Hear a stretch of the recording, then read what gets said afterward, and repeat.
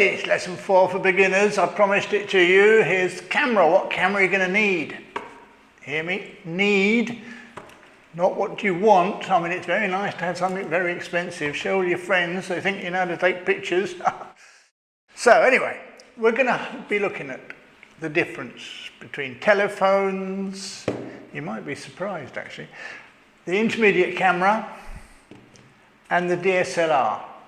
Now, of course, there's plenty of other types of camera. One is a bridge camera. I'm not going to talk about it other than that in this film, because frankly, I don't think it's a good camera to learn on. I think it's a good camera if really what you're going to do is higher quality than telephone, etc. But the way it works is not ideal. You can work it on manual or automatic, but it only has one lens. And most people tend to zoom in and out, and they don't really realize what the difference is between walking towards the subject and taking a picture or staying where they are and zooming in.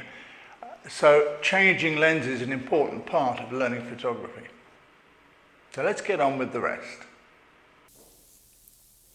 Right, as you're all beginners, I'm just going to have a quick 30 seconds on pixels and sensors. Every camera has a sensor in it. The sensor size changes with each different type of camera. The number of pixels, and those little dots that receive the light, change. You can have 21 megapixels or 10 megapixels. The smaller the capture, the less quality the pixels for the same amount of megapixels, if you see what I mean. Anyway, we'll get on and I'll show you on a quick illustration. I've been playing around with the pinhole camera, but that's in another lesson. Right. Now this one comes in two sizes. It's got either the big sensor, which is this one, and that can be anything, let's say 24 megapixels or a lot more. This particular one has got the smaller pixels, and that's got the smaller sensor, and that one's about 18 megapixels. Now this one has got a much smaller sensor. It's 18 megapixels, which is good quality. 18 megapixels, the same as this, but look how much smaller the sensor is. We go to the telephone. 16 megapixels. Right, now the 16 megapixel telephone looks like it's very good value, doesn't it? Because you've got 16 million, but they have to, don't they? They have to be less good quality pixels than you get on a bigger sensor. And that's what this is all about. Now, if I'm going to do prints that are going to be that big, I'm going to see the difference enormously. If I'm putting it on Facebook, little thing like that, you're not going to see the difference. And this is where the problem comes. People say, oh, well, my telephone's as good a quality as your DSLR. Yeah, it's as good on Facebook, it's good on the internet, but not on a print. So we'll go out and we'll take pictures rule 3, and we'll have a look at them and see the difference. Burn me up, son. Wow. Oh. Down in the south of France, it's warm, end of January, very rare. Last week it was -10, would you believe? Didn't have any snow, but lots of ice. Anyway, my garden, only up to the well, just past it. It's not mine, unfortunately. Anyway, we're going to shoot this. We're going to try the 3 cameras with a subject like this. Now this is the scene we're going to shoot. Very simple. But it's got all the shadows, it's got all the bright lights, it's got everything you need to really see and compare cameras. It'll be interesting because although there's no real colour there, it'll be able to show us the quality. The most difficult colour anyway is green, but it will show us the quality of the image. That's really what we're after. We're going to start out with the mobile phone. Now I hate these, I'll be quite honest, mainly because it's very difficult. It's very difficult. Hang on a minute. Right, I've taken the shot. I'll try and focus it just on the tree, but that's difficult. There we go. Right, okay. Now we've got the shot, but look, you know, it's incredibly difficult. I don't know if you can see that. Let me turn my visor around. It's incredibly difficult to actually see anything through that. Can't even see if I can see it through my visor. There we go. But you see, it had so much reflection. So that's an enormous problem. So what about the little one? Well, we'll switch that on and we'll use that. There we go. That's fine. Great. And I'll do one halfway down, come back, so I've got the tree as well. There we go. Right, so that's quite nice. That's going to work very well. I've still got this problem with the screen, of course. Let's have a look. But this camera has a big advantage. It has a very small viewfinder there. So I can quite happily look through it, and also it gives me a much steadier look. Very nice. That's why I like this. It gives me the two choices. Now what about the DSLR? Let's have a little look. Right, we've got our DSLR. Now of course this is a little easier. Why do I say easy? Because it's set up and I can change it so easily by looking through the visor. I can see I'm shooting at 500th of f8. I focus on the building, take a picture, I refocus on the tree and then come back and get the cadrages or the frames I want and shoot. It's so easy to change. I can change all my settings just by turning buttons, etc. Now what makes it so easy is this view you see through the viewfinder. You've got the 250, which is the shutter speed, the f8, which is the aperture, and the 100, which is the speed that we've set for the sensor. All that you'll learn in another lesson. But you can control all those three with 3 different buttons on the camera. Other things like manual focus, etc. can be displayed if you want. Now, of course, that changes with every type of camera. But the important thing is which is the best quality. Now here it is, here's the telephone. It's a reasonably good telephone. I won't tell you which one, but it's not a bad one at all. Now you see on the right hand side there's a milky part. Well, that milky part is in fact light hitting the lens, and that's called flare. Now with a telephone, unless you're holding your hand in front of it to shade the sun, which believe me is very difficult, holding a phone, making the exposure and shading the sun from the lens, very, very difficult. Now let's move in and have a look at the quality. And there we are, it's nice. It's Facebook quality. I don't think anyone will complain about it. I mean, no, they won't, but it's a snapshot. I'm sorry, it's snapshot quality. Here's the intermediate little camera. The quality looks to me to be a lot better overall. I might have a bit of back focus on it, we'll see. Now, as we move in, we can have a good look.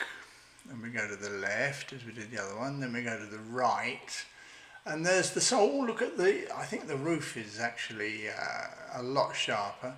If we go to the right, we see the sunspots.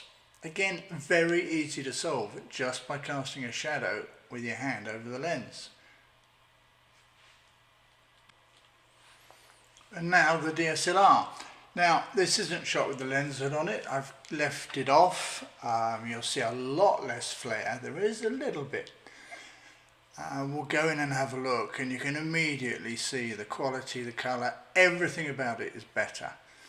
So now a lot of people would say this isn't a fair test, but in fact it's a snapshot test. It really is a picture that's just a snapshot taken with all 3 cameras on automatic, and the automatic has done a lot better job in focusing, depth of field between the tree and the roof. I think everything is in focus. Let's go and have a look.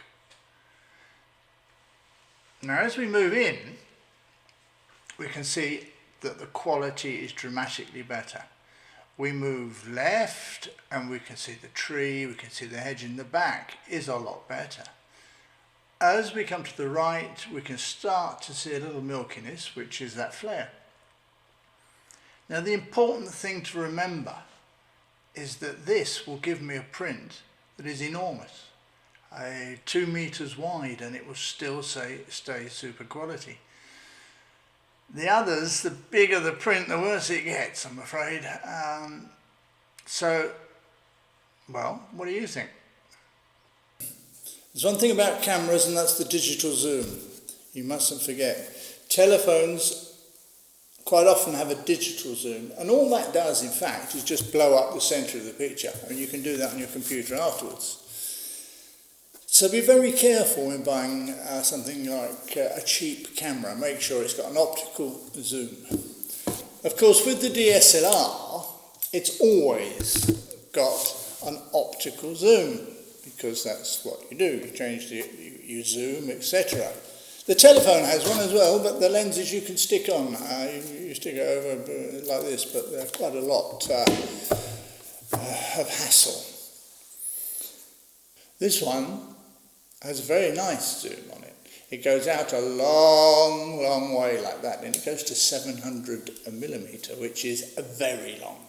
So long, in fact, that it's difficult to hold it still, so you need a lot of light. Anyway, this and the telephone does have a problem. Now, what's the problem they both have? I can't put a flash on it. I am absolutely amazed that they can sell a camera for £300, £400 and there's no way of attaching a flash, or not that I've found. I've never seen a telephone where you can add a flash. Now with photography that's going to restrict you. We've got telephones that we can take pictures on. Kodak have just brought out a camera that we can take, that we can use for telephone calls. I'd really like to have a telephone in something like that. Or even in something like that. Now that would be fun, wouldn't it? Hello, John. Yeah, nice to hear you. Hang on, I'll just put the volume up a bit. Yeah, that's better. Much better. Good. Okay, well, I'll see you tonight then. All right, bye. Maybe it's not such a good idea. Well, we've seen everything now. We've seen the three. It's obvious that a telephone is great if you just want family snaps. This is great if you want to go a bit further. Do have nice family snaps. Have it in the car all the time. Have it in your pocket all the time. And if you want to do some prints, because that's quite reasonable quality to do prints up to about A4. Well, I think what we decided is we need a DSLR. Now, which DSLR to buy? I'm not going to tell you which make, but I'm going to tell you what type. Buy a cheap one. The expensive ones are so complicated. Mine has an instruction book of 300 pages. I don't think you're ever going to use all the possibilities on it.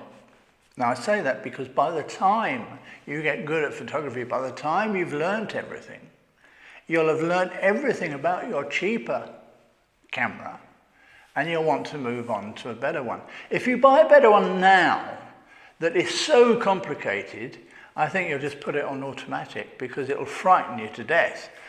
So learning on a cheap camera, even a second-hand one, is a very good solution. You can get rid of it in a couple of years or maybe a year when you've really mastered it, and then go up a grade. Get yourself some decent lenses to put on it that will be compatible with the same make of camera but on the full frame. Don't fall into the trap of buying lenses that only work on the smaller captor. When deciding a make, the important thing is to look around your friends. If your friends have got a Canon or another one has got a Nikon, or both have got Canons, one's got a Sony, one's got a Pentax, talk to them, try their cameras, compare them. Don't forget you've got the great possibility now, if you've got a really good friend with one of those makes, of borrowing his lenses, and he can borrow yours. That does increase the possibilities of anything you're going to do. That's probably the best bit of advice I can do, because all the cameras are very, very similar. And what Canon has today, Nikon will have tomorrow, or the reverse. Sony might tomorrow have something that's so incredibly different.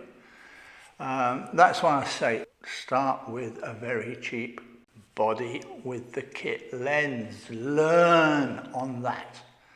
Well, I hope that helps you decide. And we'll be doing other lessons. Bye.